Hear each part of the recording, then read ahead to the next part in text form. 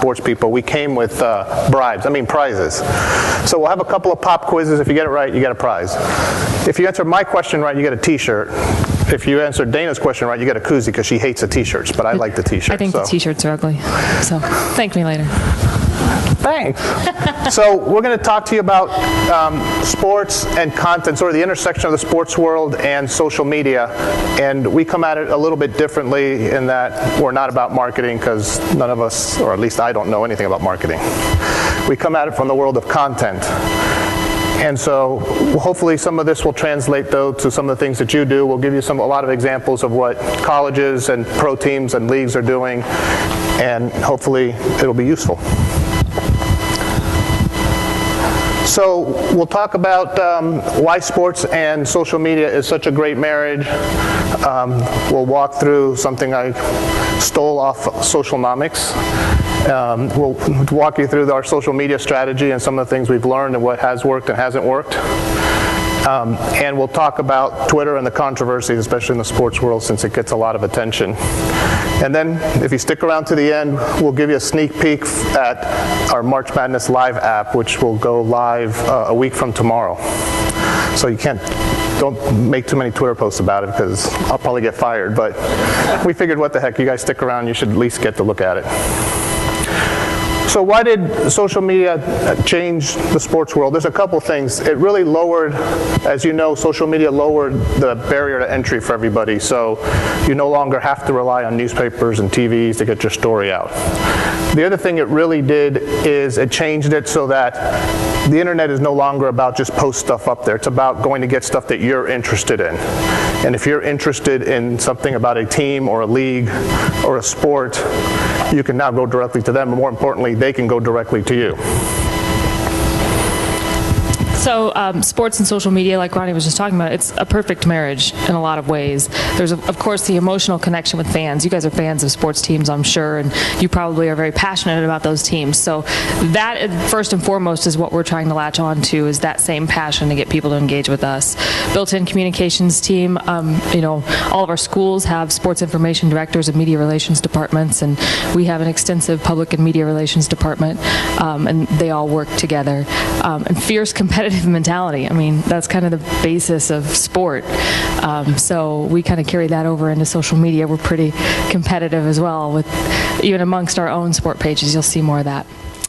So our first contest today for a handy dandy koozie for sodas only. Does anyone here know what the most tweeted event ever was at a sporting event? Tim Tebow, number 2. This is most tweeted ever. Most? Not even close. Think recent. Who said Super Bowl? We need more koozies. No. Who said Super Bowl? Somebody said Super Bowl over here. Over here too. So you're right. It was the Super Bowl, and you probably saw this on the news. It just came out. 12,000 tweets a second. I mean, wrap your head around that for a minute. That's just crazy. And this shows you where it was before that. Tim Tebow, that was a really good guess. Women's World Cup, I think that's awesome. I'm glad that that's up there. So yeah, you see that there's a lot of momentum for sports and Twitter. So one of the challenges, as Dana was talking about, is that all these colleges have these built-in sports information departments, except they're focused on handing out stats at games and trying to get their stories placed in their local media. And one of the big challenges that I've done in the last 2 years is really go around to colleges and universities and tell them a very simple thing that you guys all get, but believe it or not, they don't get, which is that they are the media, that they have the ability to communicate directly with their audience, and they need to start thinking about it. And so to try and drive home the concept of sports and social media and that it works together. Most of you have seen that Socialnomics video about how social media is here to stay. Yes? No? Yeah. All right, so I stole it, I copied it, and I changed it and made it all about sports. So it's about 2 minutes long, and if you ever watch the Final Four at the end of the game when they do that video at the end of it, you might recognize the music.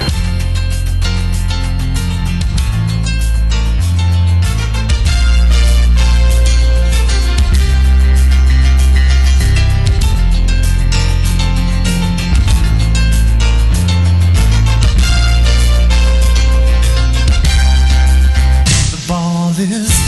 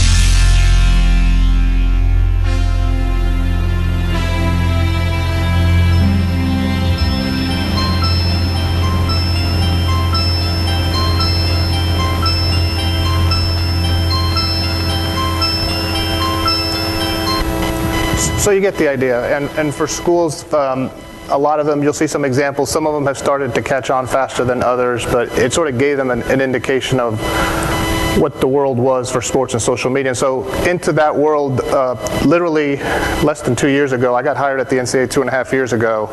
When I got hired, our massive digital communications team was me and 2 people. After we hire the one opening we have, hopefully soon, we'll have 18 people. And so it's been quite a transformation. So we'll walk you through sort of how that's gone. Like I said, when I started, we had 2 people. Social media staff didn't exist. We had a handful of Facebook and Twitter accounts that were done by the marketing people and some of the PR people in the NCAA, and they did it in addition to everything else that they did. So basically, whenever they got around to it. And my budget was 0. But since you saw 30,000 jobs were killed in newspapers, now you know why I took the job anyway. To make the matters worse, NCAA.org, which I supervise, had 80,000 pages on there, and we had more than 95 people in the organization posting content, so I had no idea what was on our website or what was being posted to it. NCAA.com at that point, there's nobody here from CBS, is there? Okay, good. NCAA.com was run by CBS. It was bad. It was a losing venture. And to make matters worse, the president of the NCAA who created my job died 4 months after I started.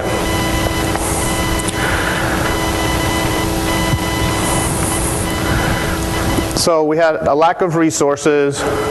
We had a proliferation of controversial issues, some of which you've all heard of. We had a massive organization, and nobody at the NCAA really understood social media. When I mentioned that at one point that we needed to start a Twitter account, one of the senior vice presidents said, "That's great, but I'll have to approve every tweet before it goes out." And I go, "Then never mind." He goes, "What do you mean?" I go, "Then you can't do it. You can't do Twitter with approval process." And he goes, "Really? Why?" And I go, "Never mind. We'll have the conversation at a different time." So there was a lot of education that had to take place.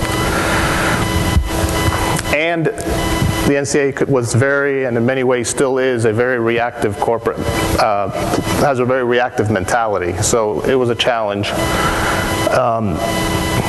When you talk about controversial issues, you have people both inside and outside of sports, in essence, blasting us, for lack of a better word. So I couch this because about a year ago, we had a reorganization and we hired a social media team led by Dana, and I said, "Here, have fun. Go deal with these people and engage them. Go do all this wonderful stuff that you're hearing and make people like us on Facebook and follow us on Twitter when you see all this stuff going on."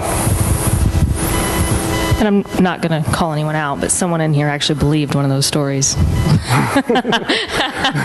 But you know, even social media on the ground, we talked about it, and I hope that I made sense and contradicted some of these things. The message really is, don't believe everything you read, and that's a lot of the things we've been doing in social media. So is this mine? Sorry. Sorry. So NCAA social media, Ronnie mentioned earlier, we don't really make this about marketing. We use it as a public communication tool, a strategic communication tool. I came from an issues management PR background, and the people that we originally hired to help me out also had that same sort of issues management background. So with the NCAA, we deal with a lot of criticism. We deal with a lot of people wanting to communicate with us. So we thought, you know, we need to embrace that and approach it in a more strategic way than just trying to sell tickets to championships.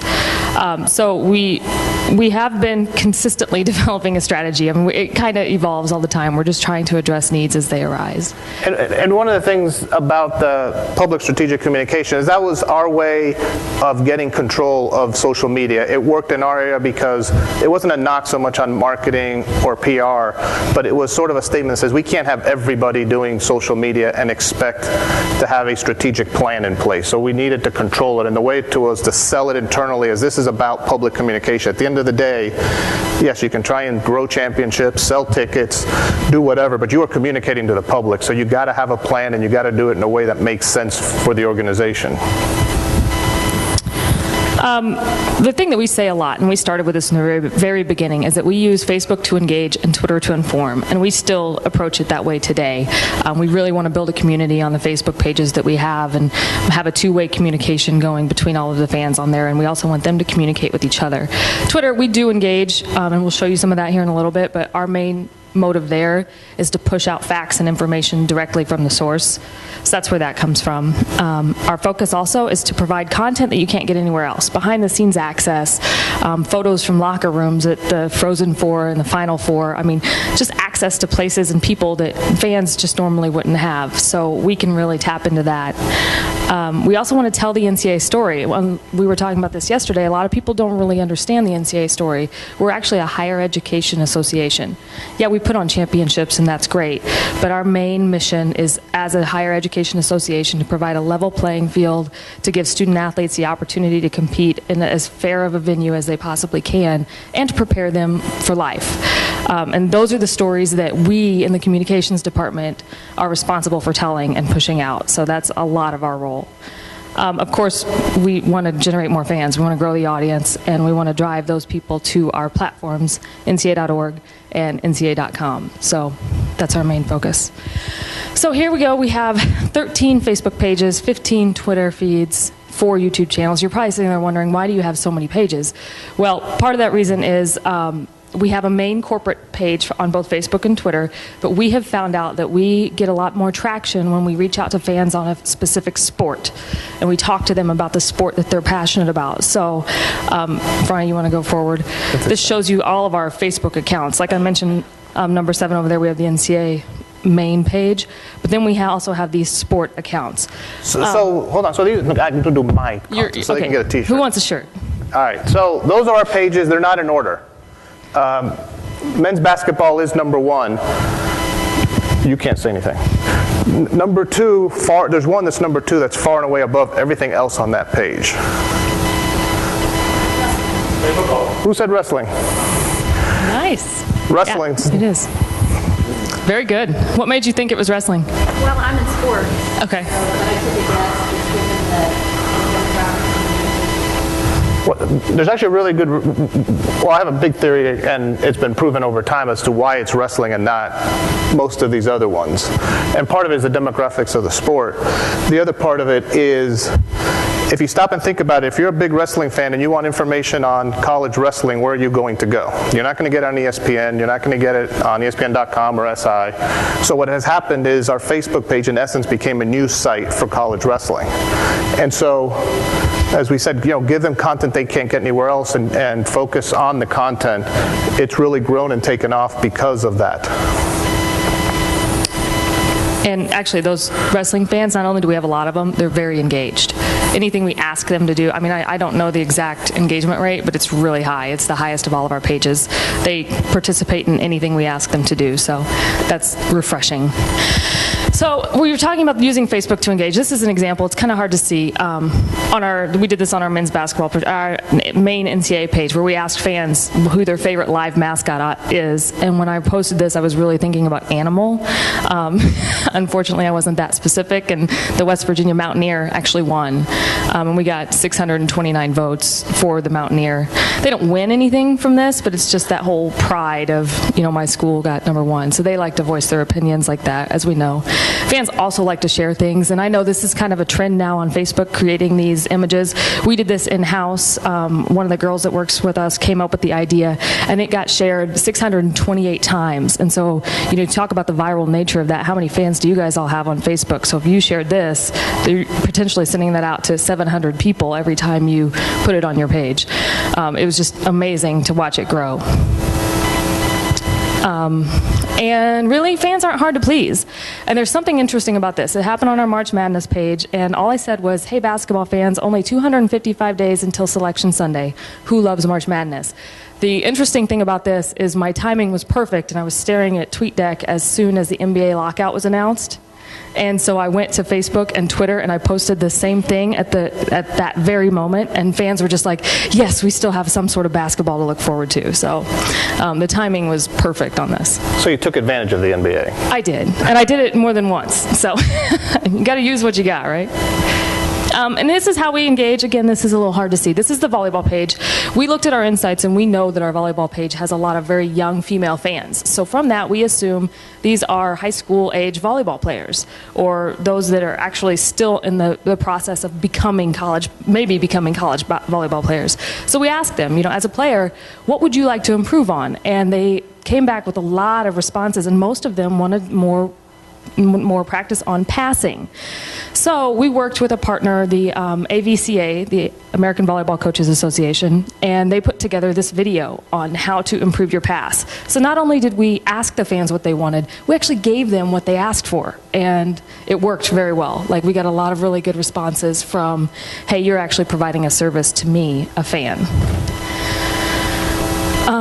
You want to talk about the super secret Super 10? Yeah, super secret. So we were sitting around last year, actually after I came out of this conference, Dunkin' Donuts did their presentation. It was really good, and they're really big on contests. And so I came back and said, we got to do a contest. Somehow, some way, we got to do a contest. So we talked Turner, our partner, into doing, we sat around and Dana and I were sitting there going, well, what are we going to do? I go, what if we've got a bunch of fans, they all think they know how to pick the tournament field, and we picked 10 fans on Facebook and flew them to Atlanta and let them pick the tournament, the NCAA tournament, in real time, and announce it an hour before the real selection committee, or the official selection committee. And so we said, great, everybody loved it, it was a great idea, so we did it, and it's in the process. You could enter until last Friday. This coming Friday, we will announce the 20 finalists, and then from those 20 finalists, the fans will vote on Facebook for the top 10, so it'll be entirely done within Facebook, and it's the first significant contest of any time that we've done. And so we've had some learning. Some of it worked so well, worked okay. There was a lot of enthusiasm for it. Mashable ended up writing about it. We got a lot of entries, but one of the things we find out is we wanted people to post a video because we wanted to sort of try and capture the emotion of it. We thought it'd be a little more engaging than just trying to have them write on Facebook. But not as many people. A lot of people entered. Not as many people entered would upload their video, and because of legal rules, you got to do the whole contest to be valid or not. So, one of the learnings we have is we got to make it really easy for people to load video. Yeah, there were quite a few barriers to entry we found out along the way. So it's going, it went okay. I think it could go a lot better, but just sort of a thing, you sort of got to think through the whole process and sort of figure out what are going to be the problems. And it's, unfortunately, the great thing about social media is you got to try it in many cases before you can figure out what does and doesn't work. And also, we partnered with Wildfire to build this app. I know that they're here, so just a heads up on that. So one of the cool things that we did when we talked to Twitter is they came and they were trying to sell us the concept of sponsored links, or sponsored tweets, which are exorbitant, and we don't do them. But they sort of showed us a graph of the traffic on NCAA for the entire year. And the only thing that they had on it when they gave it to me was the two big spikes, which was March Madness and the Selection Sunday and the Final Four. So I went back and said, this is interesting. So I went and looked at the dates to see what were all the other spikes. And they were by and large news events. So when we get to the concept of use Twitter to inform, people are coming and they're looking to NCAA stuff on Twitter when news happens. Those were the spikes. So we know that's when we need to be part of the conversation and convince our bosses if we're going to communicate on this issue, we need to do it in a timely fashion when it's happening and on Twitter. And once I showed them this, it was pretty easy to convince them that, oh yeah, maybe we do want to say stuff. Because a lot of times they'll say, well, we're not going to say anything. We'll just take our beating. And like when they're talking about it, so we can either be part of the conversation or not, but they're going to, whether or not we're part of it. Yes? Can I ask where you got that information on the last slide? Twitter. The company, they gave it, the company, one of their reps gave it to me. They ran the analytics for us because they wanted to show how big Selection Sunday and Final Four was. And then they had the dates along the bottom, which are hard to see, but so I just went and pulled to see what happened on those dates. Was it like a hashtag, or you were just a trending topic that day? It was the hashtag, the NCAA, where they compilated how many times NCAA was in the conversation and the volume of tweets involving the word NCAA. So we talk about using Twitter to inform. There are a few different ways that we do this. One big way we do it is make complex items consumable. We have a lot of stuff that we release, like this is the sports participation and rates report. Doesn't that sound so exciting that you really want to read that and see what good stuff is in there? So this year we decided to break it down a little bit and pull out the really important parts of that. And we get criticized a lot for sports like wrestling, a lot of programs being cut from schools. And we get criticized for it because of Title IX. It's a really weird situation that exists. So when we have the ability to show that, hey, the teams are being added and more women are competing than ever before, and I mean, all this stuff, it's excellent for us to be able to really pull that out and push it. The other thing is we like to get news out there right directly from us. I think Glenn had a session yesterday about the social news release now, and with this situation, when all the stuff came out about Penn State, everyone on Twitter kept saying, what does the NCAA have to say? And we really didn't feel like it was our place to really chime in.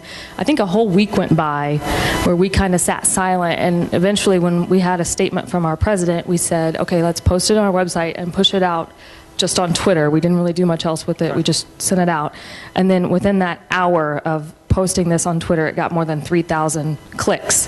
So it's like that market there on Twitter was starved for some sort of statement from the NCAA, and as soon as it came out directly from us, we got all this traffic to our website, and we're hoping people are starting to rely on us for the actual information, the actual facts, the actual statement, rather than waiting to see it show up in a newspaper.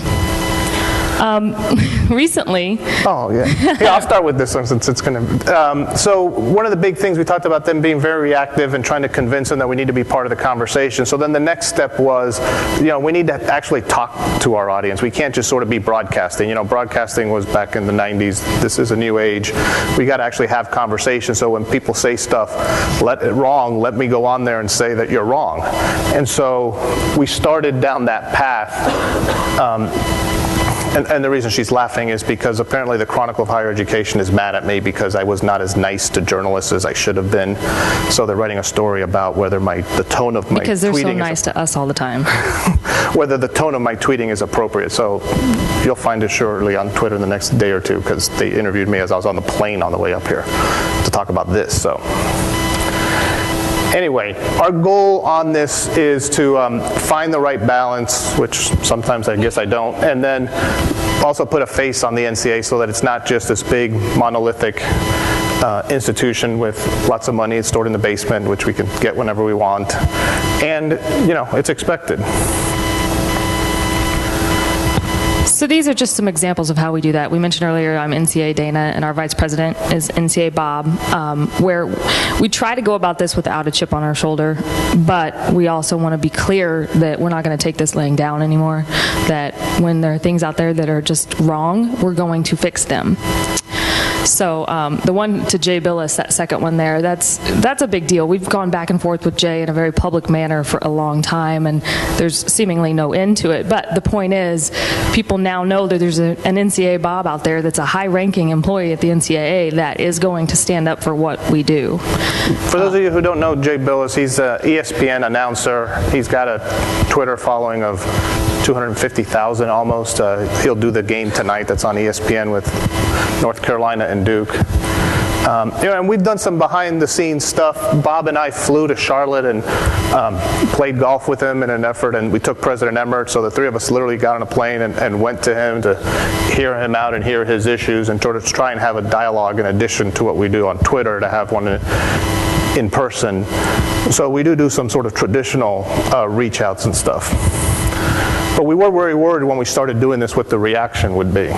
It was definitely scary for me, being kind of lower level employee, putting my name and face out there as NCAA Dana. And initially when I first rolled it out, there was something going on with Auburn, and I got probably 300 Auburn fans that started following me and asking me about what's going on with Auburn, and it kind of freaked me out because I'm like, man, I don't want these crazy fans. But it's been okay. Now we hired a girl that went to Auburn, so it's okay. We're good.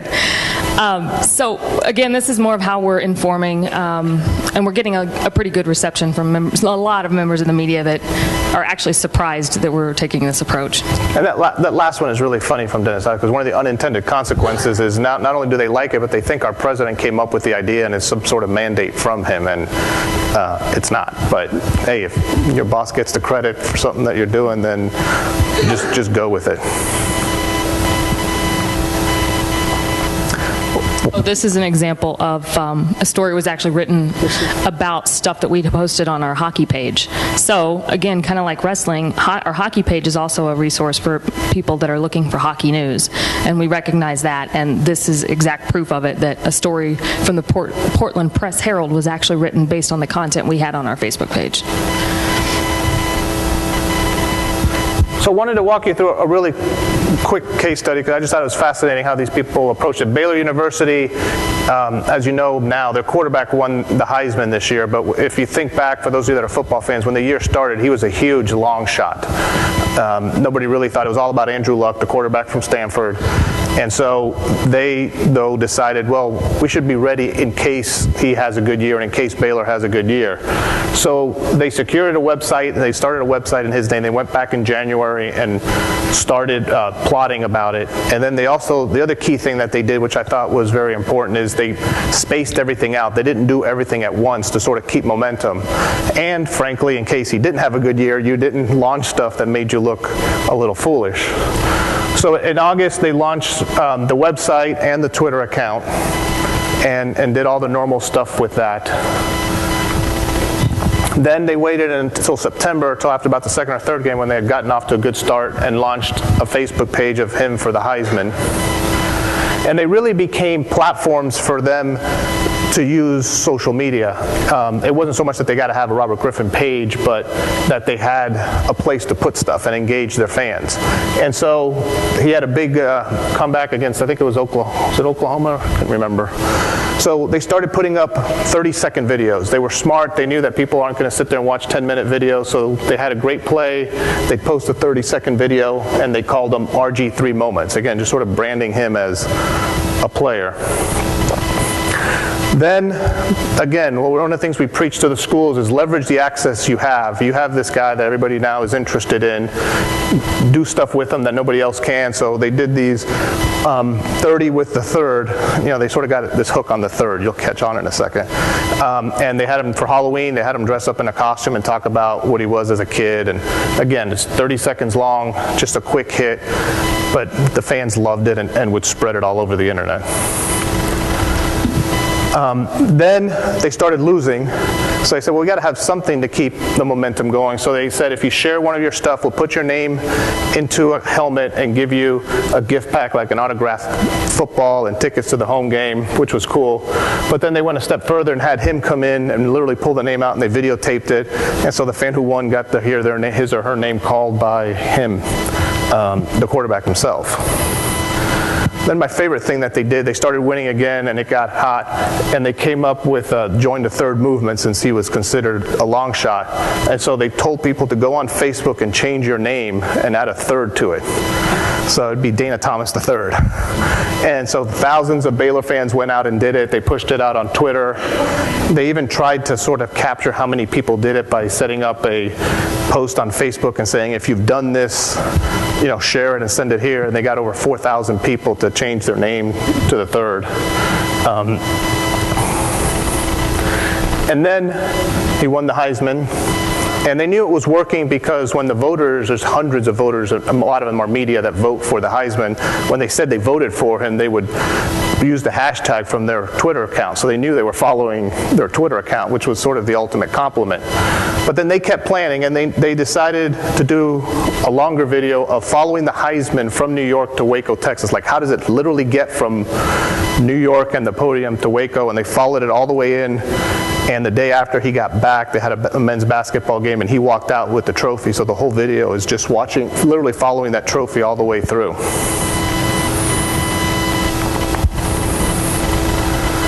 Then the last thing that they did, again, is have the fans create the content for you. The oldest trick in the book, but they won the Heisman, so they had people go out there and do the Heisman pose and post it on the Baylor football Facebook page, and they got hundreds and hundreds of them. So it was just a cool campaign. I wrote a column about it, and they said the coolest thing about it is it cost them nothing other than a lot of sweat equity. But for a school, you know, like we could talk back at the beginning, they have the staff. It's a matter of what you do with them. And they decided to focus their efforts on this, and so they created a viral campaign that really helped them, and I would argue helped him win the Heisman. So one of the big challenges for colleges is you have this access, you can take this content, and you have these people that the regular media does not have access to, and so what do you do with it? And this is a big ongoing controversy for schools because some of them are more comfortable doing things than others. So almost a year and a half ago, Vanderbilt named their head football coach, and they announced it on their Facebook page. So nobody's sitting here going, ooh and ah. At the time that they did it, this was considered a huge controversy. ESPN.com wrote a story about it. They interviewed the vice president of communications, and how could you do something like this? And guess what happened? They got a lot more likes on their Facebook page, so they accomplished their mission. More recently, Arizona announced its football coach on Twitter. What he did was say, here's the new football coach and his family, and they just linked to a picture. And so they never even named the guy, they just literally linked to that photo. And that's the athletics director at Arizona, which is amazing that someone at that high level would actually execute something like that. I'm sure someone did it for him, but to have his name on it is pretty groundbreaking for college sports. And that was a few months ago. And just to give you an idea, and again, USA Today then does a story about, guess what Arizona did, and look at what they're doing on social media. You know, something that most of us would not consider all that revolutionary, but for the sports world is a huge step. So one of the things that we don't do at the NCAA with our hundreds and hundreds of rules is we really don't have a lot of say in what people can do with social media and online. We limit coaches that they can't name a specific kid. So John Calipari can't say I'm recruiting Joe Smith, but they can do whatever they want. And some schools have reacted positively and taken advantage of it, and other schools have gone the other way, which we'll get to in a minute. But a lot of schools, and this is probably the best example, have figured out how to merge social media, online, and recruiting. So if you're thinking about how to best get players, and what's the one thing that you don't see anywhere when it comes to college coaches. You know, you see the interviews on the court, you see them talking, but the one thing you never see is what's it like in the locker room before a game. So Kentucky said, the heck with it, we'll post it. We'll show you the pregame speech and post it on their blog. As we press, we understand that we're not letting them throw over our heads to get a running start. They're going to catch it going forward. We're going to count on our big guy on that ball, taking those passes away. Keys to the game, play harder than them. They're coming in here like out of desperation. Just play. Anyway, so you get the idea. I mean, that's him in the locker room. The Denver Broncos went a step further. They were looking for a head coach, so they posted every day on their site not only who they were interviewing, but they then took their iPhone, the guy that picked them up at the airport, and would interview the guy as they're being interviewed. The audio's really bad from an iPhone. An honor to be mentioned. So, you know, I worked for Denver for a while, whether I was playing or coaching. I love the state of Colorado. I like this kind of easy word love. I showed this to a big conference of athletic directors, and you can literally hear the gasps in the room, because I said, so would any of you do this? And one guy in the back yelled, hell no! So they're not quite there yet, but for Denver it worked out, and it gave them huge credibility in terms of transparency and what they were trying to do. So that's, if you will, the left end. The right end is what's happening with Twitter. And, you know, we all are aware of a lot of Twitter controversies, and college sports is not immune to that, especially when you have a whole bunch of, 18 to 22-year-olds out there doing whatever they think they can possibly do. It's going to run into problems. So this is a situation that happened, a couple of different situations. I don't know if you guys remember hearing about the North Carolina case where the kid, he actually got cut from the team, and it was an infractions case, all because of stuff that they were sending out on Twitter. And just real quick, some of these are not illegal. Marcus Jordan, who's the son of Michael Jordan, does anybody know what happened with him on Twitter? He goes to University of Central Florida, and he decided to come here for a weekend and blow somewhere like $300,000 on gambling, which was not illegal because he was of age, but he decided to post on Twitter how much he blew. And so the school wasn't really happy with the concept of, a college kid blowing a bunch of money, of daddy's money on a weekend in Vegas. So Marvin Austin, this is the North Carolina case I was talking about, where he went to a party, I think it was in Miami, and he was currently a member of the football team, got invited to this party in Miami, and decided to tweet about what a great party this was and how well he was being taken care of, and how someone picked up this $143 bill for him at Cheesecake Factory, talked about all the booze and women, and it was an agent that paid for this trip. And you can't do that when you're in college. And we are a little slow at the NCAA, but our enforcement staff does have Twitter, and they can follow people, and people will send stuff to us like, hey, can they really do this stuff? And so that's how we found out about it, is because his stuff was all public on Twitter. So, of course, when this stuff happens, coaches are like, oh my God, we got to stop our kids from using Twitter. We're going to ban Twitter. We're going to ban Facebook. And my approach, and I think Ronnie agrees with me, is that is completely wrong. It's all about education. And the thing that I say, and I talk to student athletes a lot, talking about, hey, here's what you need to know. This is still the World Wide Web. You can protect your tweets. You can close your Facebook page. But the thing is, it's all about education. You got to educate the student athletes. You got to educate the coaches, because they don't know about it, so they're afraid of it. So we're trying to make a much bigger effort going around and just doing that education portion of it, and so that everyone's not so afraid of it.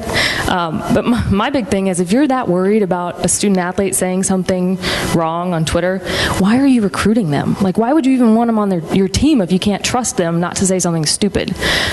So it's a whole bigger issue. That opinion is out of Dana's, not necessarily that of the NCAA.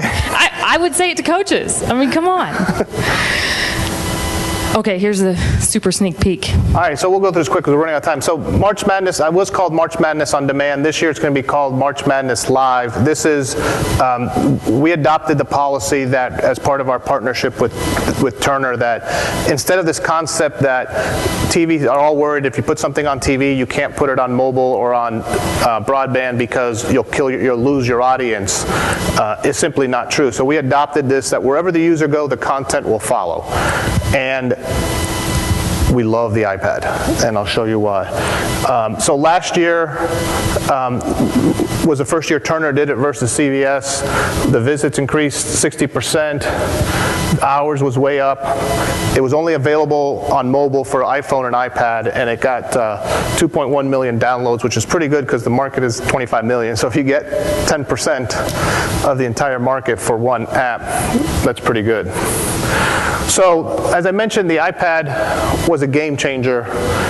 And the other thing that we learned is we put it across all networks. So for the first time, you could watch all games in its entirety if you found out where True TV was. But it was on all four. When you had 4 games, which was the max at a time, you could watch all 4. So you never had to worry about switching back and forth. And it didn't eat into the TV viewership. To give you an example, the BCS, which this year started streaming it online, those are the total numbers. The important thing to me is that 11.6 million. That means that there were 11.6 million people watching it on more than one platform. So they're watching it on their TV and on their laptop, or they're watching it on their TV and on their phone. So once we figured that out, is we got to then make that, really embrace that concept. The other thing that we figured out is that technology matters. And so of all the mobile stuff that we put on, does anybody have any guess as to where, this is the easiest t-shirt you're ever going to earn, what platform viewers watch the game more on?